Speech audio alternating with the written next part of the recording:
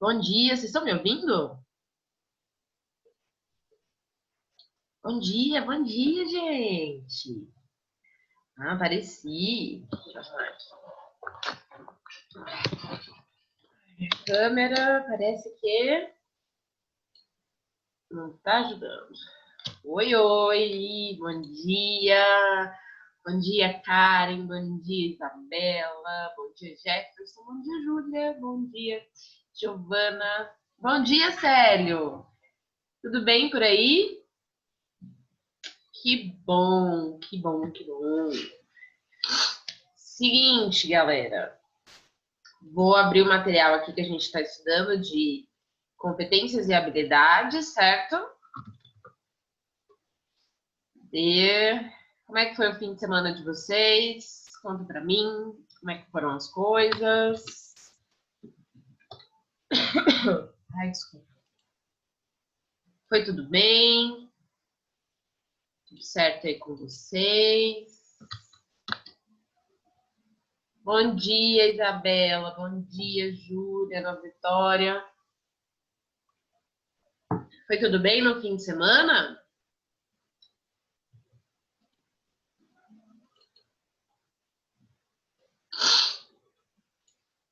Ai, ai.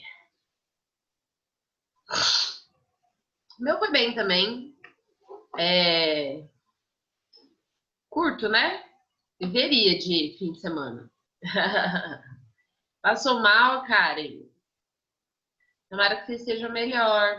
Quando é assim, ó, dá uma descansada, liga aí o... Agora eu tô de folga e vai, né? E vai ficando, vai recuperando, né? Não força muito o corpo, não, tá? Então, amores, vocês estão vendo a tela, né? Imagino que sim. A gente está vendo competências e habilidades para que a gente possa ter mais acertos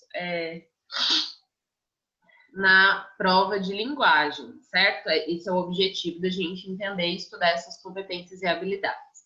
De modo geral, que o que a gente falou na última aula é competência é o conteúdo que você precisa saber, habilidade é a aplicação do conteúdo. Então, a gente vai ter sempre competências e habilidades numa mesma questão. Então, sempre a gente vai falar de uma competência, que é um conteúdo macro, mais amplo, e as habilidades vão decorrer ali de acordo com o tipo de questão e o tipo de informação que é necessário. Certo, pessoas? Vamos continuar? Deixa eu só fazer uma coisa aqui rapidinho, gente. Só preciso pegar o negócio. Sim.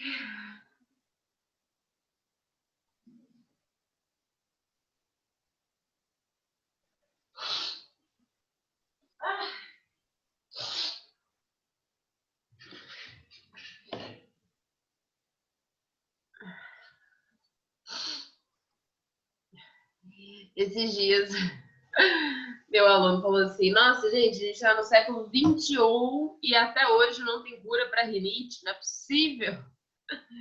E na verdade tem cura para rinite, você sabia? É um protocolo de vacina. Preciso muito desse protocolo, porque, meu Deus, ninguém merece. Mas vamos lá. Competências e habilidades do Enem, a gente falou, se eu não me engano, o que é competência, o que é habilidade, falamos da competência 1, expliquei cada uma. Eu cheguei a explicar todos os disso daqui? Acho que não, né?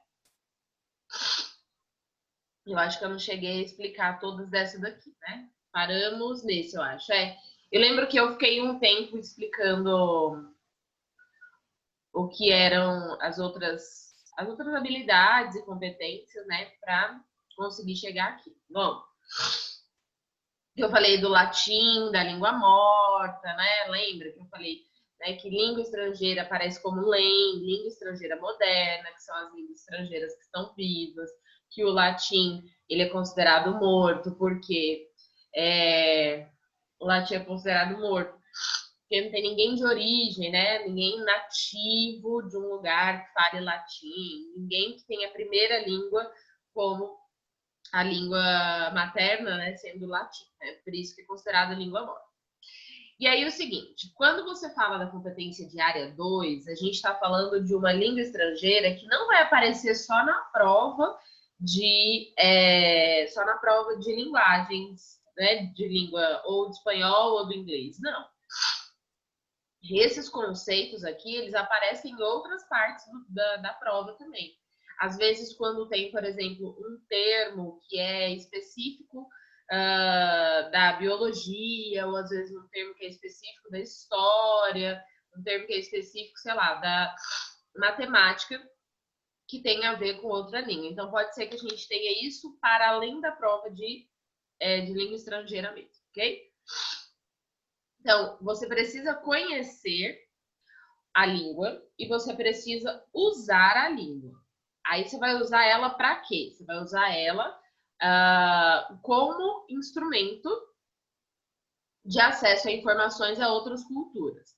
Ou seja, você precisa conhecer e usar a língua para acessar as culturas, né? Porque língua e cultura está sempre muito ligado, né? Língua e cultura estão sempre se relacionando. Até porque a língua, ela é representação dessa cultura. Tanto que se você parar para pensar, saindo um pouco dessa lógica da língua estrangeira, mas pensando na complexidade da língua portuguesa no Brasil. Se você parar para pensar, nós temos um país muito grande, um país muito complexo em relação às suas culturas. E aí a gente tem praticamente vários idiomas no Brasil, né? A gente tem um idioma no sul, um idioma no norte, no nordeste, é claro, né, gente, que eu estou exagerando, não é necessariamente um idioma exatamente. Mas eu quero que vocês percebam que o fato da gente ter culturas muito marcadas pelas regiões fazem com que a gente tenha também uma língua, praticamente uma língua específica dessa região, né? Então, se você vai, por exemplo, no norte e uma pessoa do sul que está visitando, vai ter um choque ali, para além da cultura, um choque também de comunicação.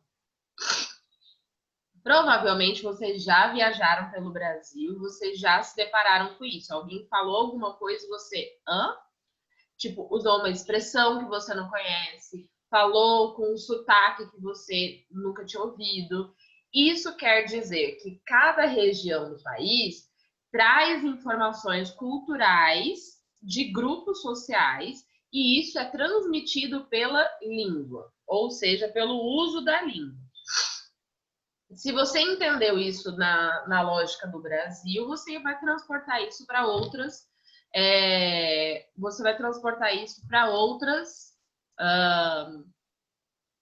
outras línguas, outras culturas, outros países, tá? Mas não é muito diferente dessa lógica se a gente pensar aqui no Brasil, ok? Qual que é o nome do conceito que a gente dá para isso que eu contei para vocês? Sobre essa diversidade aí de falares, essa diversidade de cultura. Qual que é o nome que a gente dá para isso? É o nome de um conteúdo que cai todo ano, né? Variedade linguística, exatamente. Variações linguísticas, variedade linguística, exatamente. Aí esse tipo, especialmente, é o que a gente chama de variedade regional, né? Vai depender da região. Mas é isso aí, tá? É mais ou menos essa lógica que a gente vai seguir para a língua estrangeira. Mais ou menos porque a gente está falando de outros aspectos, ok? Então, ó, associar vocábulos e expressões de um texto de língua estrangeira ao seu tema. Então, você precisa conseguir. Você conhece a língua e você precisa pegar um vocabulário ou uma expressão e associar a determinado tema. Para isso, para você conseguir fazer isso daqui, você precisa... Ai, peraí. Para você conseguir fazer isso daqui, você precisa... Ai, meu Deus. Para você conseguir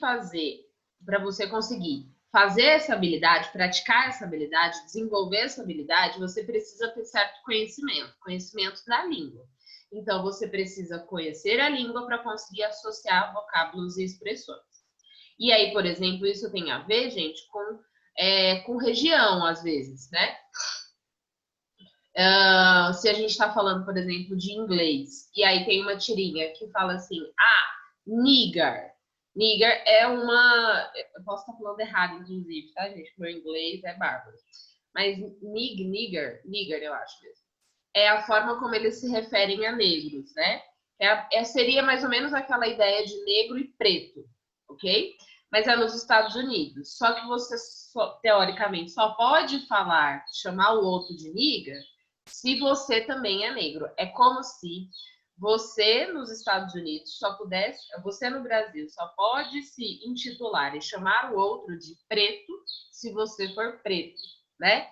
Então, por exemplo, essas minúcias, essas características que têm a ver com o aspecto cultural, você precisa conseguir associar, né? E conseguir trazer isso para o tema da questão, para o tema do texto que está sendo abordado, ok? Então é isso, é você associar algumas expressões que também têm a ver com cultura e com grupos sociais. Tem também aquela questão LGBT, né? LGBTQIA+.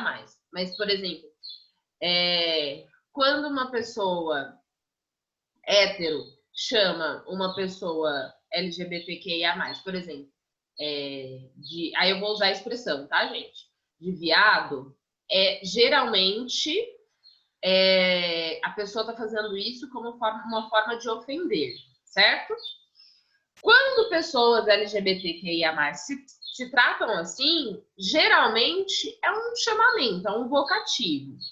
Vocês conseguem perceber essas diferenças? Porque, assim, depende de que grupo que você está, depende de quem você é, para você transformar isso numa ofensa ou não. A questão é que isso daqui vai ser tratado quando você se refere a línguas estrangeiras, tá? Espero que tenha ficado claro isso para vocês, ok? Quando é ofensivo ou não. Consegue, Nicole? Beleza. É porque, assim, é importante que vocês saibam esses aspectos para além dessa lógica, né, de culturas externas, mas de algo que tem a ver com a nossa cultura interna também. Então, vamos lá. Utilizar conhecimentos da lei e de seus mecanismos como meio de ampliar possibilidades de acesso a informações, tecnologias e culturas. Então, você precisa entender a língua estrangeira e os seus mecanismos como forma de ampliar as possibilidades de acesso à informação. Ou seja, você precisa... é através da língua estrangeira que você vai acessar novas informações e novas tecnologias, né? E culturas. Então, é através desse conceito que você vai conseguir abordar esses elementos mais amplos. Habilidade 7. Relacionar um texto de língua estrangeira moderna às estruturas linguísticas, sua função social e a sua função e seu uso social. O que é isso?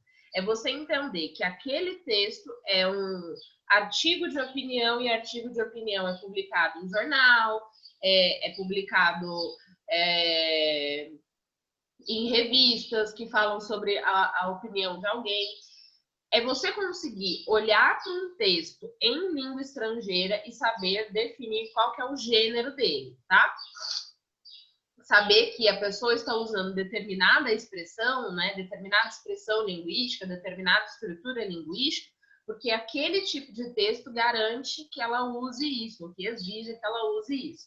A função qual é a intenção de quem escreveu esse texto, e o uso social tem a ver com o gênero, né? Qual que é como que isso acontece, como que isso é usado na sociedade. Então, a habilidade 7 tem muita relação com o gênero textual do texto, ok? Então, vocês sabem que a tirinha tem uma função diferente da charge, vocês sabem que a charge tem uma função diferente do cartoon, e acontece muito de ter charge, tirinha e cartoon em língua estrangeira, né? Você saber isso na língua portuguesa para conseguir aplicar na língua estrangeira é excelente. Então, saber isso no português te ajuda a responder as questões das outras línguas, ok?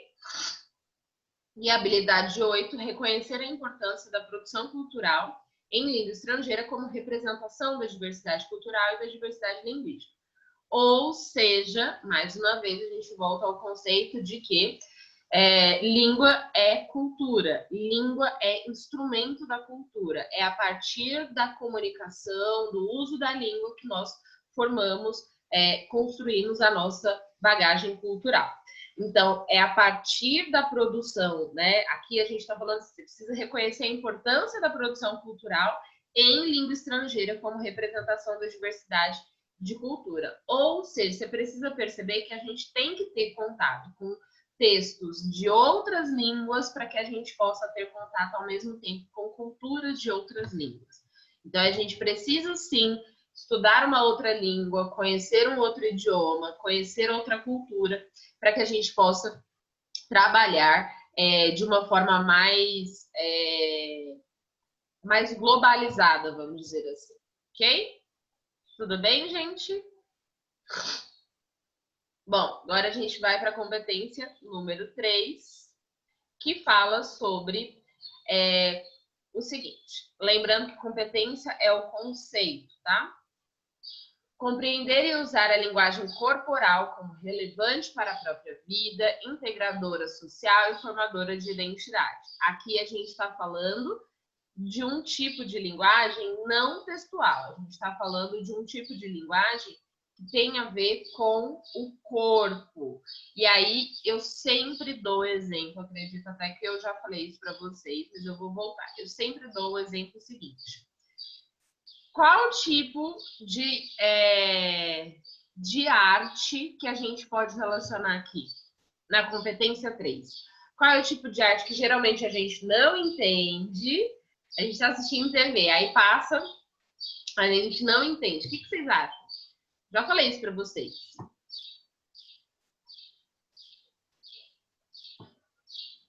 Vocês entenderam a pergunta?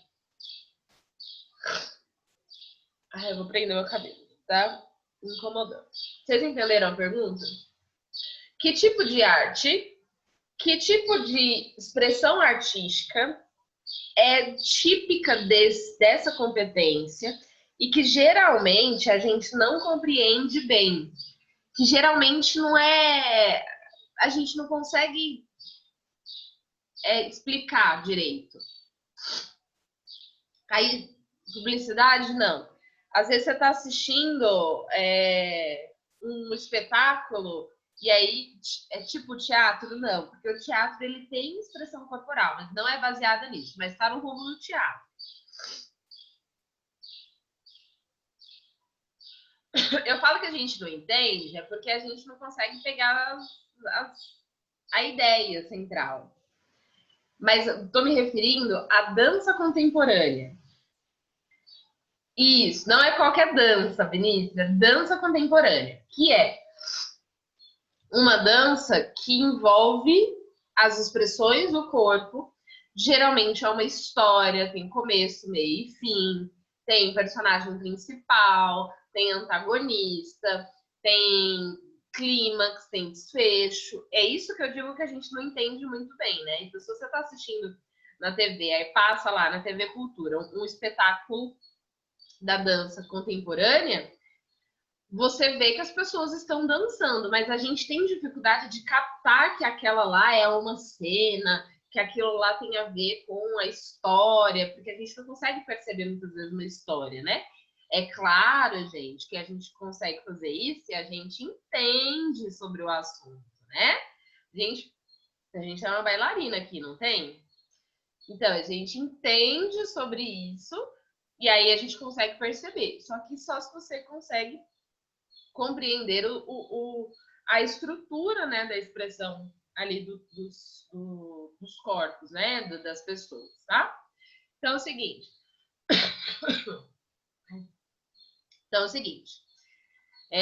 Eu quero que vocês façam esse exercício. Assim. Depois vocês colocam no YouTube, assim, dança contemporânea. Vocês vão perceber que pra gente são pessoas que estão dançando, mas por trás disso tem uma série de informações. Como eu disse, né? Tem personagem principal, personagem antagonista, tem enfim, tem várias coisas que a gente às vezes deixa de perceber porque a gente desconhece algumas regras, tá? E aqui eu quero que vocês entendam a linguagem corporal como representação, né, da própria vida, integradora social e formadora da identidade. E aí eu estou falando de uma identidade que pode ser uma identidade social, pode ser uma identidade individual, tá? Então é o seguinte, ela vai ser integradora social, então é através da linguagem corporal que a gente interage, e ela é formadora da identidade, que pode ser uma identidade de cultura nacional. Ai, que susto! Você estava aqui dentro, vírgula. Gente, desculpa. Ela não fica aqui dentro. Ah, ela pulou. Você estava aqui, gata. Deixa eu abrir a porta para ela. Ai, nossa, quase infartei agora.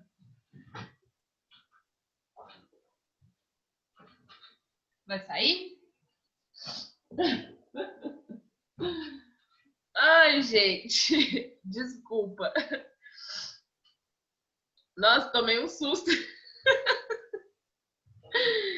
Ela não fica no escritório quando eu tô trabalhando. De repente, ela saltou aqui.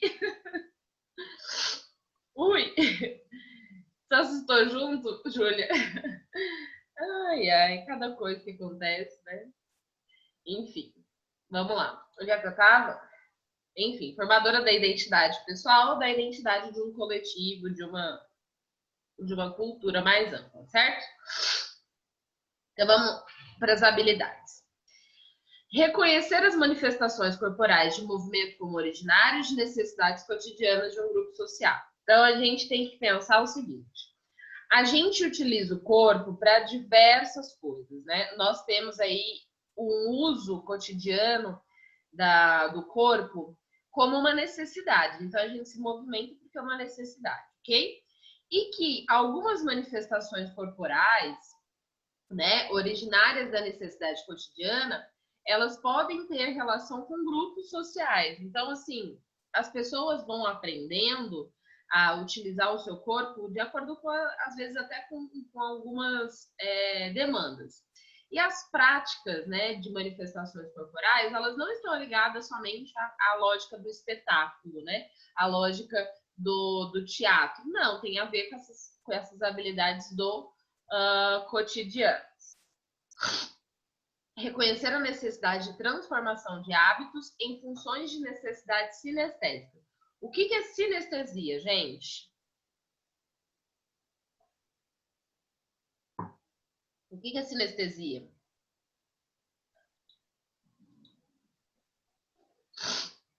Muito bem, Karen. Sinestesias é a junção dos sentidos, né? É a gente conseguir perceber o mundo por meio de todos os nossos sentidos, da visão, do olfato, do paladar, da audição e do tato. É a gente conseguir perceber que os 5 sentidos nos fazem entender o mundo e que é a partir deles que a gente tem contato com o mundo externo, ok? Tanto que se alguém perde um dos sentidos, você passa a desenvolver melhor outro, né? Então, se você perde a visão, você tem uma audição mais aguçada. Se você perde a audição, a sua visão fica mais aguçada porque o seu cérebro tenta compensar essa falta, né? Então, reconhecer a necessidade de transformação de hábitos culturais em função das necessidades sinestésicas. Por exemplo, tem muito a ver com o tipo de habilidade que você usa no dia a dia, na sua vida, o trabalho que você tem, a forma como você se manifesta na sociedade. Tudo isso, todas as formas de manutenção, né? Você vai utilizar seu corpo para isso. Em tudo você vai usar o seu corpo. E você vai desenvolver algumas habilidades mais específicas de acordo com as suas funções, certo? É só você pensar o seguinte: tem muito a ver com hábito, tem muito a ver com você, com o tipo de vida que você leva, com o tipo de função social que você exerce na sociedade. Por exemplo, pessoas que vocês que são estudantes, o que vocês fazem muitas vezes? Como que é? Qual habilidade vocês desenvolvem? Para além do estudo, assim, para além do aprendizado, da aprendizagem, qual é a habilidade que vocês geralmente desenvolvem? Vocês sabem dizer? Qual é uma habilidade de estudante? Que tipo é típico de estudante, que estudante faz muito.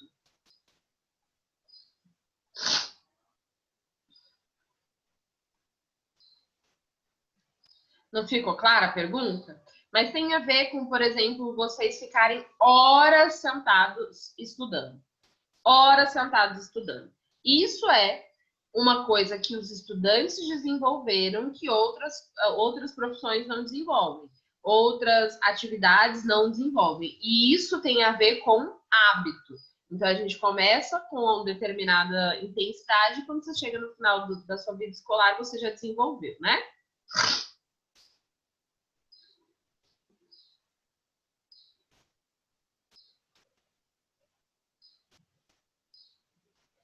Saindo um pouco do assunto. A palavra sinestésica deriva de sinestesia porque é com S e não com C.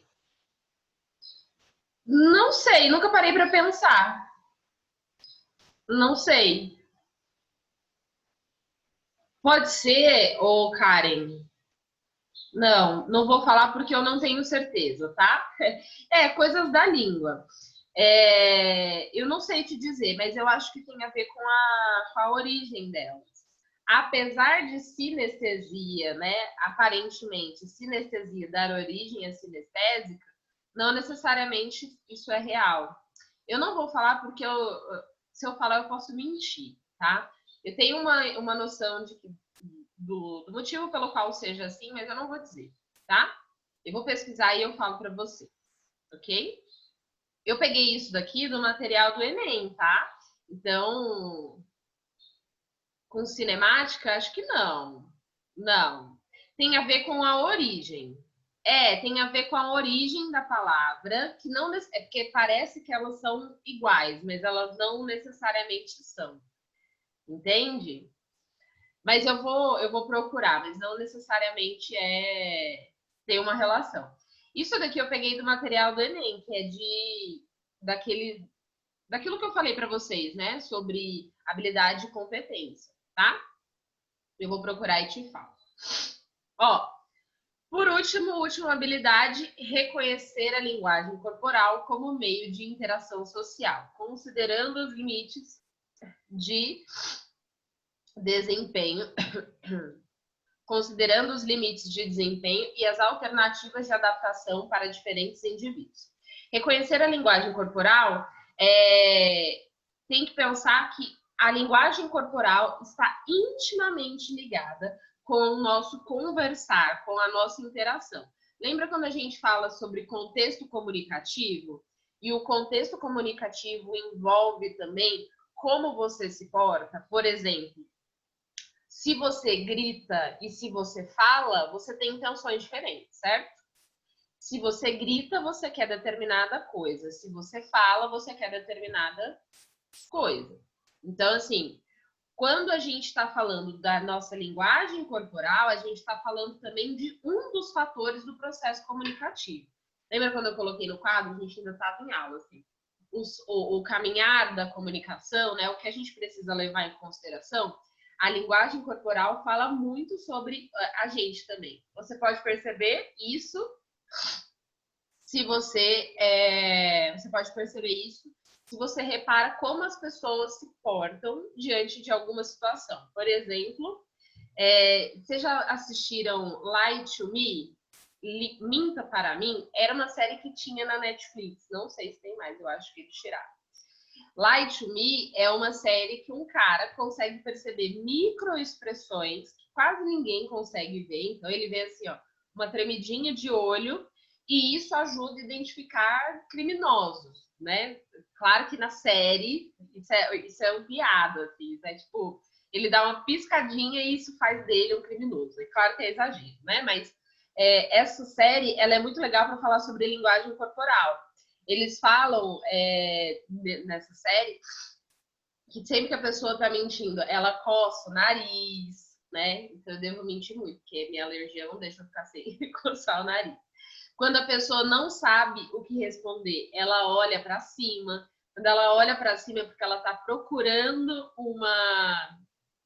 uma resposta que ela não tem. Então, o olhar para cima representa procurar respostas. Enfim, tudo isso tem a ver com linguagem corporal. Vocês já devem ter visto em algum momento da vida de vocês as 5 linguagens do amor, por exemplo, né? Tem muito a ver também com essa questão de como o seu corpo se comporta diante das situações, ok? Então, a gente vai ter aí, ó, linguagem corporal como meio de interação social, considerando os limites de desempenho. Tem um canal do YouTube muito bom sobre linguagem corporal, chamado Metaforando. Que massa, eu vou procurar. Vou até salvar aqui. Porque eu acho muito, muito legal esse negócio. Eu pirei na série. Eu falei, cara, que viagem esse negócio. Mas a série, ela é fictícia, né? Ela é assim, ela exagera algumas coisas. Talvez esse canal seja mais científico, vamos dizer assim, né? Menos ficcional e mais científico, né? Vou procurar sobre isso. Considerando os limites, qual série? Lie to Me. Lie to Me. Minta pra mim. Mas não geralmente ela aparece com o nome em inglês, tá? É perfeita mesmo, né? Então, muito boa. Aquele ator é muito bom. Enfim. Considerando os limites de desempenho e as alternativas de adaptação para diferentes indivíduos, obviamente, né? Porque a gente precisa se adaptar e tudo isso tem a ver com a forma como a gente pensa. Gente, tem uma coisa aqui que dá pra gente relacionar, ó, a essa habilidade aqui, ó. Reconhecer a linguagem corporal como meio de interação social. Vocês sabem que é uma coisa de agora, extremamente atual.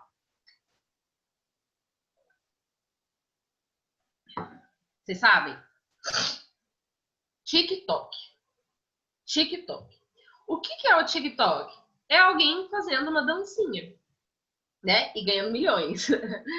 Mas isso tem muito a ver com o quê? Com interação social. O TikTok existe já tem uns 2 anos. Ele era outra rede social e aí ele foi transformado em TikTok.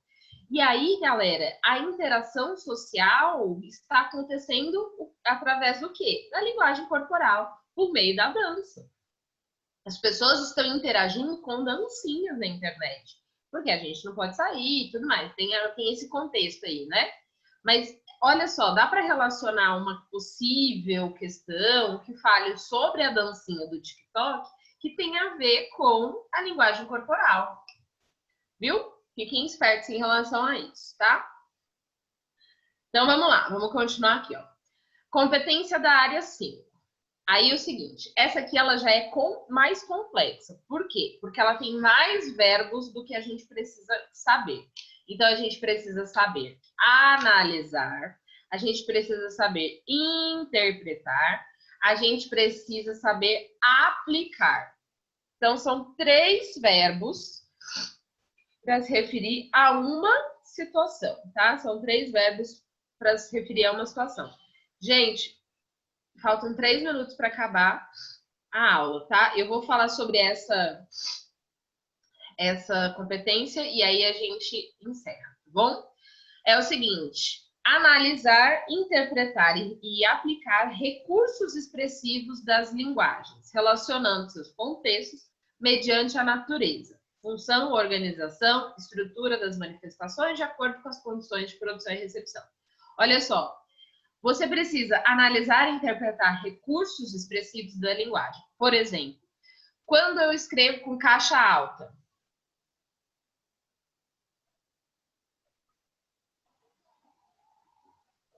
então eu pulei a 4. Eu pulei a 4, desculpa. Eu vou colocar a 4 daqui a pouco, na próxima aula. Sim, agora faltam menos de 3 minutos, né? Só quero que vocês pensem o seguinte, ó, analisar e interpretar recursos, por exemplo, quando a gente usa caixa alta na internet, a gente está dizendo o quê? O que fica pressuposto ali?